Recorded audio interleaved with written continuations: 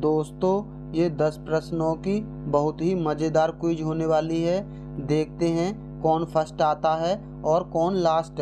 निम्नलिखित में से कौन सा पर्यावरण अध्ययन पाठ्यक्रम के सुझावित प्रकरणों का उपप्रकरण है, यानी कौन सी एक उपथीम है। ऑप्शन हैं जानवर, हम चीज़ें कैसे बनाते हैं, परिवार और मित्र और भोजन।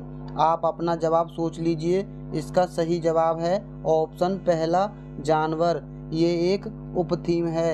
अगला प्रश्न नंबर 2, जौहर से संबंधित निम्नलिखित में से कौन सा एक कथन सही है। ऑप्शन हैं यह आसपास के कुओं में जमीन का पानी इकट्ठा करता है, यह नदियों से पानी इकट्ठा करता है, यह समुदाय आधारित वर्षा जल संचयन प्रणाली है, यह पानी से अशुद्धियों को फिल्टर करता है। आप अपना जवाब सोच लीजिए। इसका सही जवाब है ऑप्शन तीसरा, यह समुदाय आधारित वर्षा जल संचयन प्रणाली है।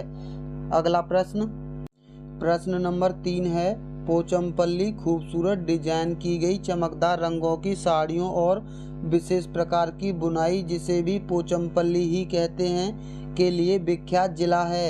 यह निम्नलिखित में से किसका भाग है। ऑप्शन हैं महाराष्ट्र का, तेलंगाना का, तमिलनाडु का या कर्नाटक का। आप अपना जवाब सोच लीजिए। इसका सही जवाब है ऑप्शन दूसरा, तेलंगाना का।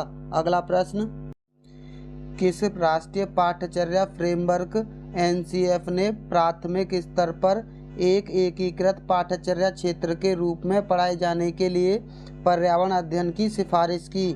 ऑप्शन हैं एनसीएफ 2005 ने, 1988 ने, 2000 ने या एनसीएफ 1975 ने। आप अपना जवाब सोच लीजिए। आपके हिसाब से इसका सही जवाब कौन सा होगा। इसका सही जवाब है ऑप्शन चौथा, एनसीएफ 1975 ने इसकी सिफारिश की थी। अगला प्रश्न, क्विज का प्रश्न नंबर 5 है, निम्नलिखित में से क्या पेट्रोलियम से प्राप्त नहीं होता। ऑप्शन हैं ग्रीस, कोयला, डीजल या मोम।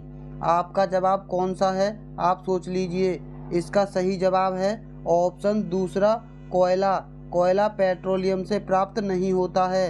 अगला प्रश्न नंबर 6 है, निम्नलिखित में से कौन अंतर्राष्ट्रीय ख्याति प्राप्त वेट लिफ्टर हैं। ऑप्शन हैं सूर्यमणि, कर्णम मल्लेश्वरी, सुनीता विलियम्स या बछेंद्री पाल।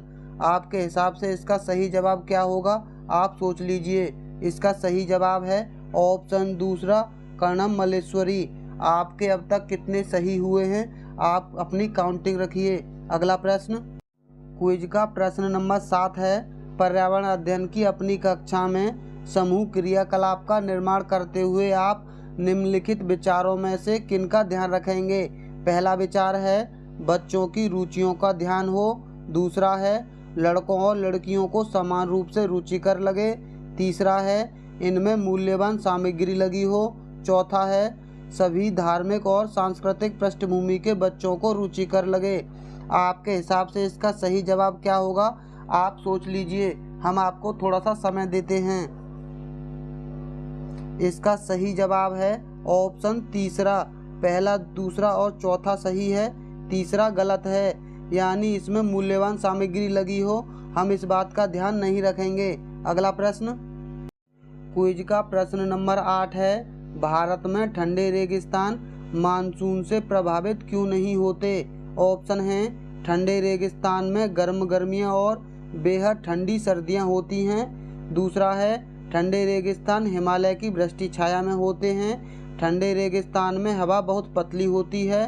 ठंडे रेगिस्तान बहुत ऊंचाई पर हैं। आपके हिसाब से इसका सही जवाब क्या होगा, और इसका सही जवाब है ऑप्शन दूसरा, ठंडे रेगिस्तान हिमालय की वृष्टि छाया में होते हैं। अगला क्विज का प्रश्न नंबर 9 है, ताजमहल के पीले होने के लिए निम्नलिखित में से कौन सा जिम्मेदार है। ऑप्शन हैं nitrogen dioxide, sulphur dioxide, sulphur या क्लोरीन। आप अपना जवाब सोच लीजिए। इसका सही जवाब है ऑप्शन दूसरा, सल्फर डाइऑक्साइड। अगला दोस्तों, ये क्विज का सबसे आखिरी प्रश्न है। देखते हैं कौन बाजी मारता है।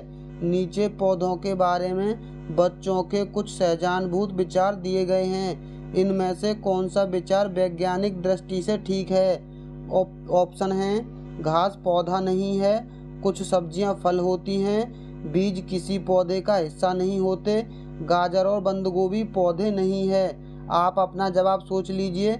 इसका सही जवाब है ऑप्शन दूसरा, कुछ सब्जियां फल होती हैं। दोस्तों, 10 में से आपके कितने सही हुए आप हमें कमेंट बॉक्स में ज़रूर बताना। तो चलिए मिलते हैं बहुत जल्द अगली क्विज में। और जिन लोगों ने अभी तक वीडियो को लाइक नहीं किया है, सबसे पहले वो वीडियो को लाइक कर लें, और जो लोग हमारे चैनल पर नए हैं वो चैनल को सब्सक्राइब करना ना भूलें।